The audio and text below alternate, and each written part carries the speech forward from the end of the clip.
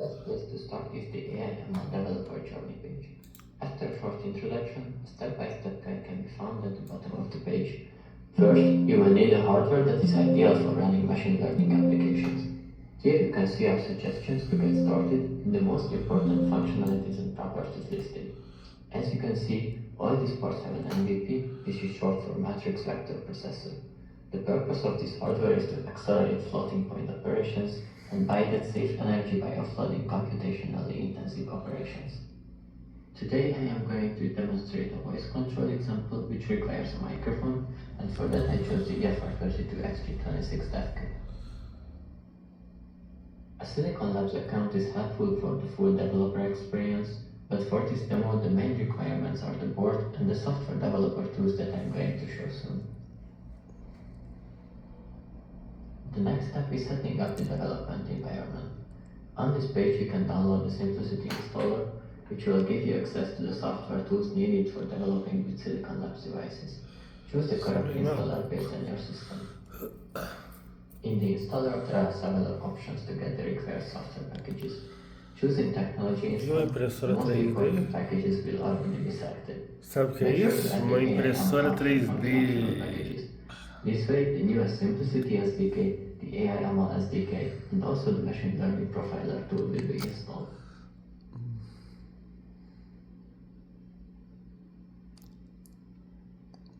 Essa aqui só para fazer. The last application we need is the Visual Studio Code with the Simplicity Studio for VS Code extension, which you can find on the extension page. Let's get started with building the application.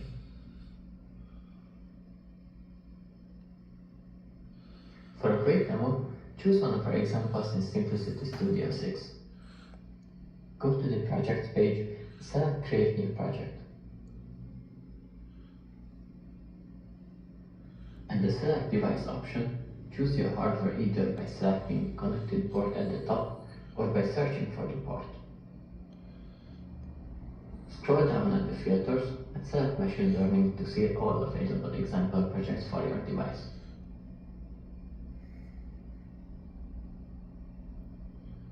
Today I'm showing the AI/ML SoC voice control Lite example.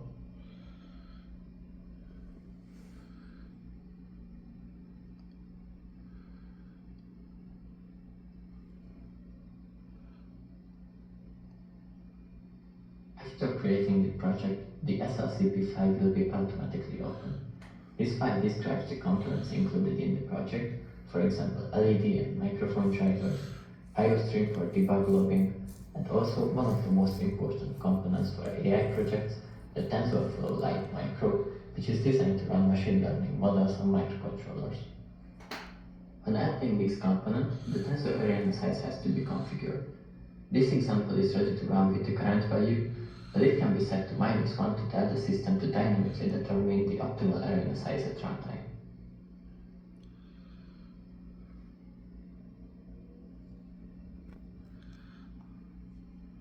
This example has debug logging using IOStream enabled, so we will be able to look at some debug messages when running the project.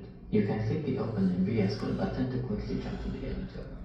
Looking at the structure of the project, you can find the main.c, app.c, voice control Lite files that describe the Main.c. The config/tflite folder contains the TensorFlow Lite model used by the application, which is the .tflite file.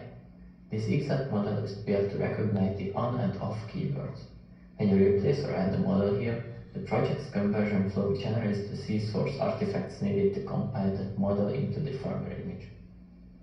To demonstrate this automatic generation, I created a new empty example. I only added the AI/ML extension and the TensorFlow Lite microcomponent.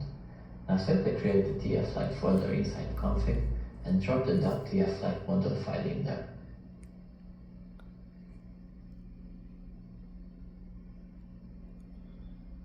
The C source files are now added to the Autogen folder.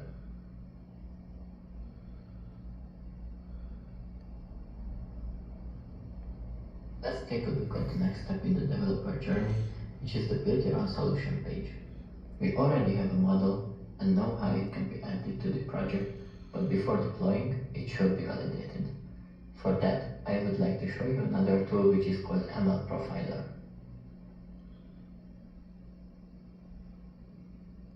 This tool can be found in the Tools menu inside Studio 6. You can either browse or simply just drag and drop your TF-like model file here, select your device and click Profile.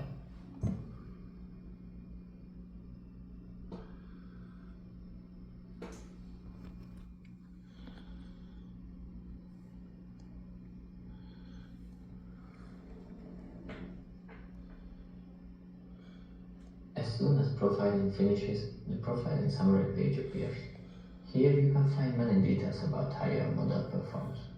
It shows the flash usage, RAM usage, the number of MCU and accelerator cycles and stalls, and a whole per layer summary where you can take a look at each layer and the execution time regarding both the MCU and the hardware accelerator. These metrics are useful to validate and optimize your model before deploying it to production. You also have the option to save the report in JSON or text format.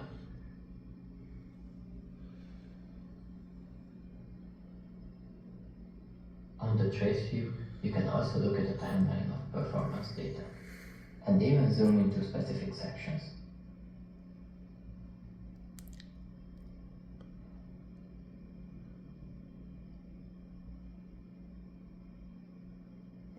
After validation, we can proceed to deploy the model.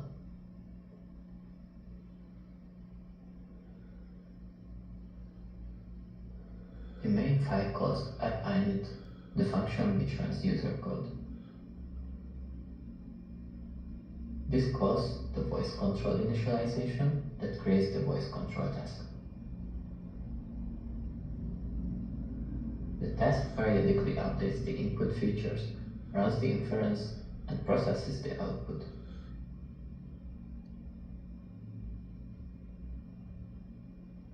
Here you can see how the code updates the input tensor and runs the inference.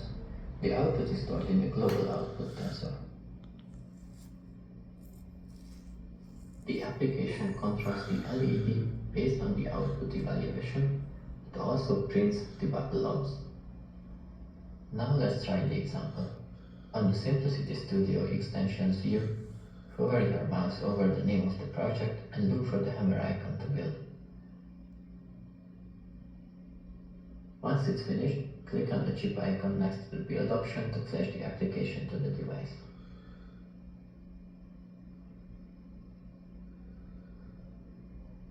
As this example has debug logs enabled and contains some prints based on the output, we can check those. I'm going to use the Simplicity Commander tool, which can be found in the Tools menu in Simplicity Studio 6. Let's select the kit, go to the beacon view, and connect to the device.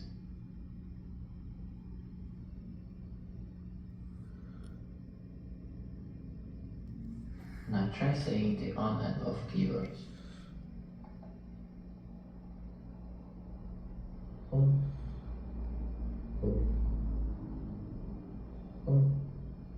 Off. off.